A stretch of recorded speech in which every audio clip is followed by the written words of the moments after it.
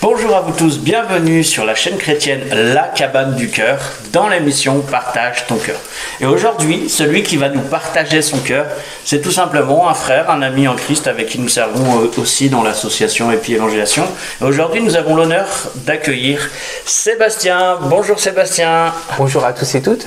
Comment vas-tu? Je vais très bien par la grâce de Dieu. Amen, super. Alors aujourd'hui, tu es venu pour donner ton témoignage.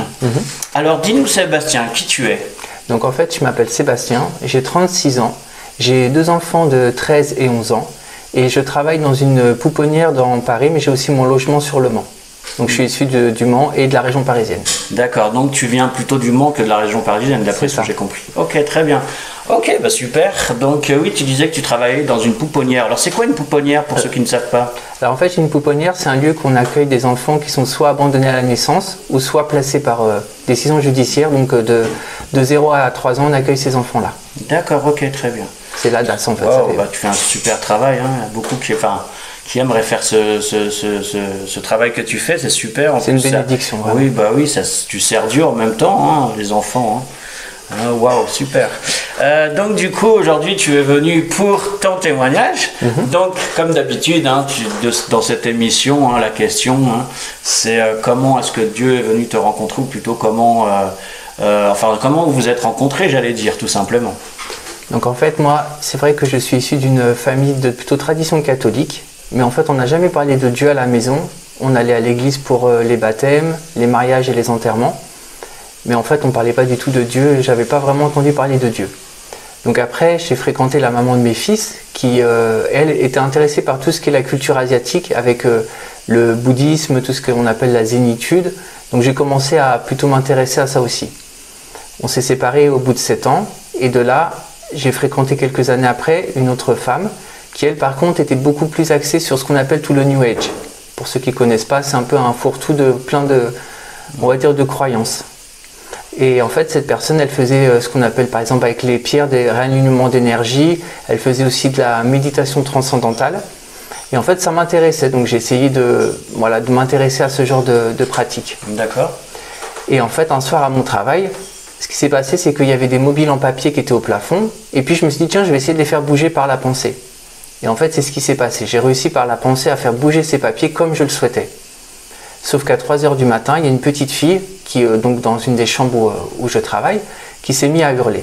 Et là, quand je suis rentré dans la pièce, où j'avais fait cette pratique, j'ai senti comme si qu'il y avait quelque chose de malsain, une atmosphère très malsaine, et comme si qu'il y avait une présence, quelque chose de vraiment pas bon.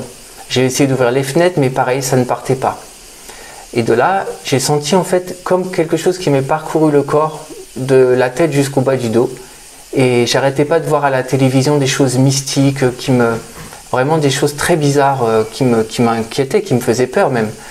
Et ce qui était le plus étrange, c'est que pour ceux qui connaissent l'émission Motus, c'est une émission où il y a en fait une première lettre et une dernière lettre. Oui.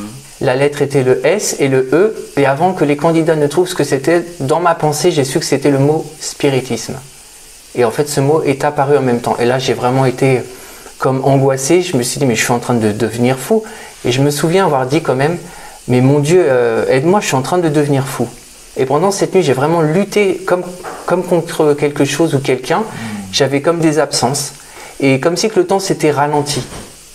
Donc le lendemain, je suis allé pour me reposer, mais j'arrivais pas à dormir parce que j'avais toujours l'impression qu'il y avait cette présence en fait dans ma chambre, mais j'arrivais pas à dormir. Okay. Et ce qui s'est passé, c'est que j'ai demandé en fait à ce qu'on m'hospitalise en psychiatrie, parce que je pensais que j'étais devenu fou. Donc j'ai passé 2 semaines en psychiatrie où par contre, ils n'ont pas su m'expliquer vraiment ce qui s'était produit. On m'a donné un traitement pour ce qu'on appelle de la bipolarité, alors que je n'étais pas du tout bipolaire. Et après, à partir de là, j'ai essayé de comprendre ce qui m'était arrivé. Donc j'ai cherché sur des livres sur le spiritisme, sur la médiumnité, sur les pendules, sur vraiment tout ce qui concerne justement le monde des esprits. Mais j'avais les ésotéristes en fait. Tout à fait. Mais tout ça en fait, j'ai pas réussi à trouver de réponse là-dedans. Bah oui, déjà, tout le monde se pose un jour cette question. D'où je viens, qui je suis, et est-ce qu'il y a la vie après la mort, et puis ainsi de suite, et les esprits, Dieu, le diable. Alors oui, justement, c'est super intéressant, explique-nous tout. Donc en fait, je n'arrivais pas à trouver de réponse là-dedans, et je faisais partie d'un groupe sur Facebook qui s'appelait Light Angel, ce qui veut dire ange de lumière. Et quand on sait dans la Bible qui est appelé à, qui est dit qui se déguise en ange de lumière, maintenant je comprends pourquoi j'étais dans ce groupe-là. Et en fait, on parlait de plein de choses, pareil, de plein de croyances qui parlaient de qu'on était des êtres de lumière, qu'on venait sur Terre, qu'on était des extraterrestres. Voilà, alors, quand tu dis ange de lumière qui est écrit dessus, hein, pour ceux qui ne savent pas, ça veut dire le diable. Le diable, Lucifer, voilà. Exactement. Et donc, en fait, on parlait, voilà, il y avait plusieurs croyances, comme quoi qu'on était des extraterrestres venus sur Terre, vraiment plein de choses très bizarres. Et même, il parlait du fait que Jésus, c'était un des grands maîtres, comme Bouddha, comme Confucius, comme Mahomet, voilà, mais comme si qu'il était au même niveau que les autres. Et en fait, ce qui s'est passé, c'est qu'un jour, il y a un de ses membres qui nous a en fait partagé l'évangile de Jésus. Et quand j'ai lu ça, eh ben, c'est comme si qu'il y avait comme une révélation en moi. Alors, qui t'a partagé l'évangile de Jésus? Un des membres de ce groupe-là, en fait, il a partagé sur ce groupe. Mais eux, c'était quoi? C'était une secte? C'était quoi? Non, c'était simplement en fait, des personnes qui annonçaient, pas qui annonçaient, mais qui parlaient de leurs pensées, de leurs croyances. D'accord, oui, c'est un fourre-tout en fait. C'est un fourre-tout. D'accord, ok, oui, il y avait un peu de tout dedans, quoi. Tout à fait. Très bien. Et c'est un jour où justement, quelqu'un a partagé l'évangile de Jésus en expliquant qu'on était tous pécheurs et qu'en fait, Dieu avait permis que nous puissions être sauvés par le sacrifice que Jésus avait fait.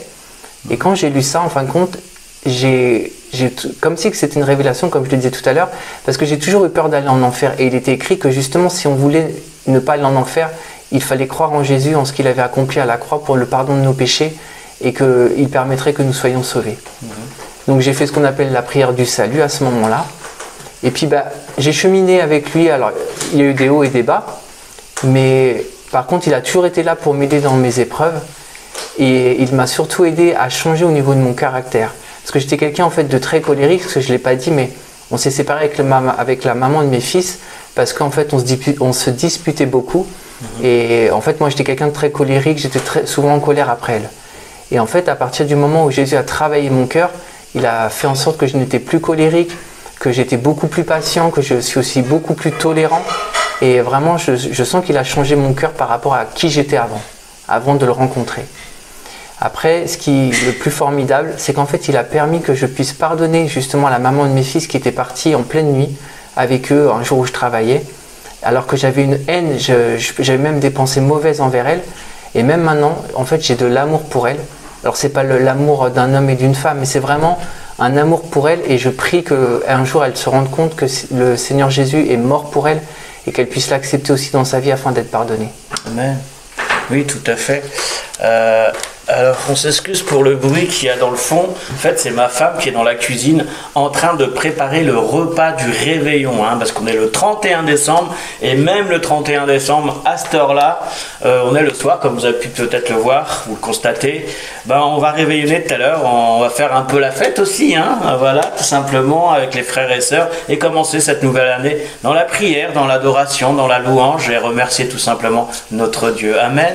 Alors, on va continuer, on est toujours sur la chaîne chrétienne La Cabane du Cœur, dans l'émission Partage ton cœur. Donc on continue encore le témoignage avec notre frère Sébastien.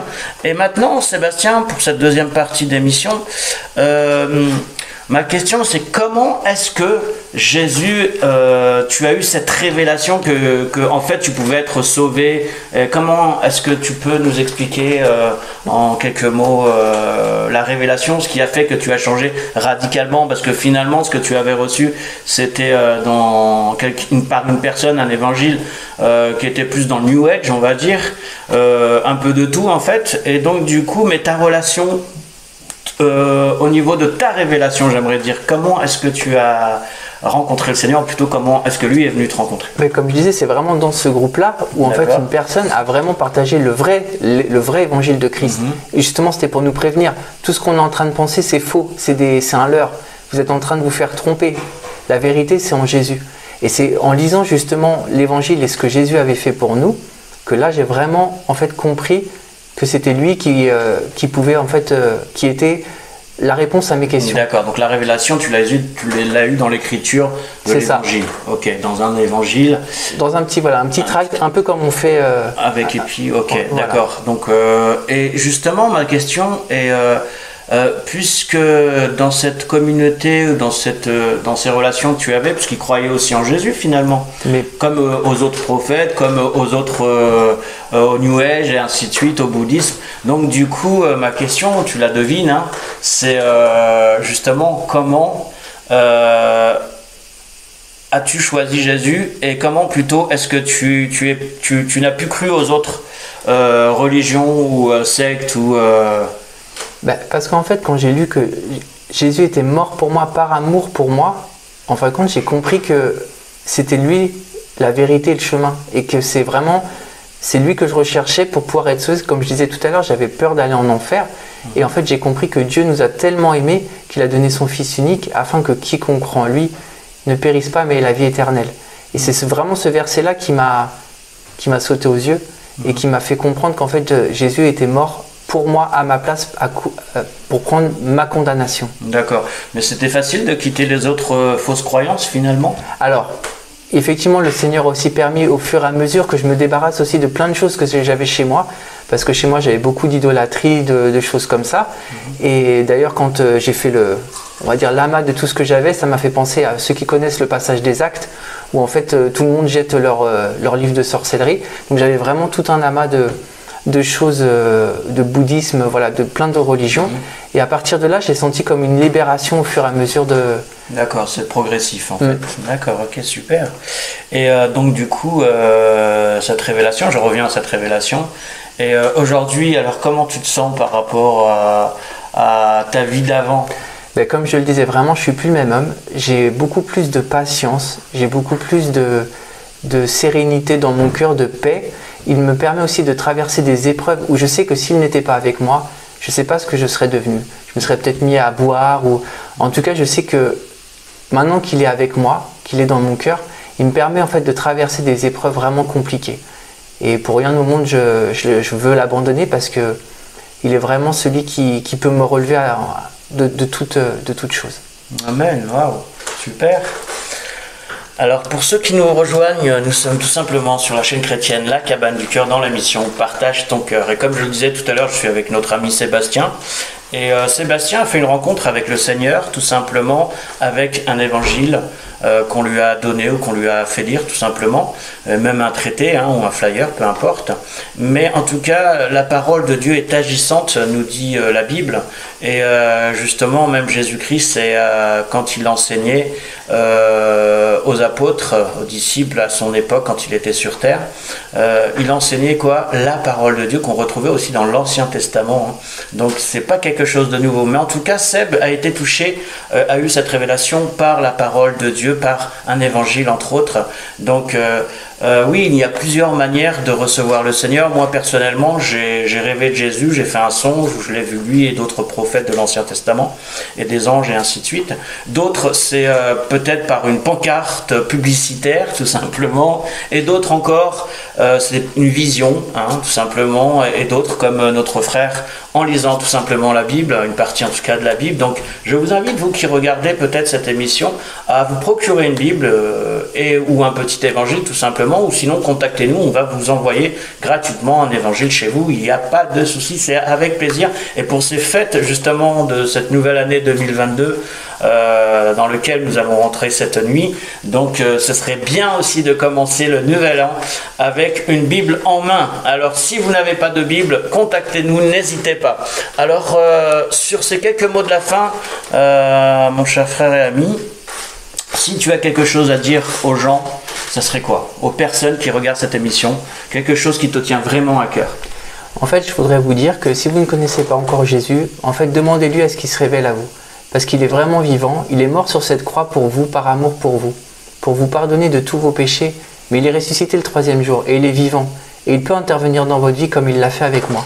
Donc vraiment, je vous encourage du fond du cœur de vous tourner vers Christ. Demandez-lui de venir dans votre vie, demandez-lui de vous pardonner de toutes vos fautes, et vous verrez qu'il viendra et qu'il interviendra dans votre vie. Sur ce, je vous souhaite vraiment une bonne fin d'année. Soyez bénis abondamment, que le Seigneur vous bénisse abondamment pour cette année 2022. Et ayez foi en Jésus car il est vivant. Amen. Alors sur ces mots de la fin, nous vous disons tout simplement à très bientôt, que le Seigneur vous bénisse. Et n'oubliez pas, procurez-vous un évangile. On peut recevoir la révélation par un évangile, entre autres. Soyez bénis, à très bientôt. Bye. Salut.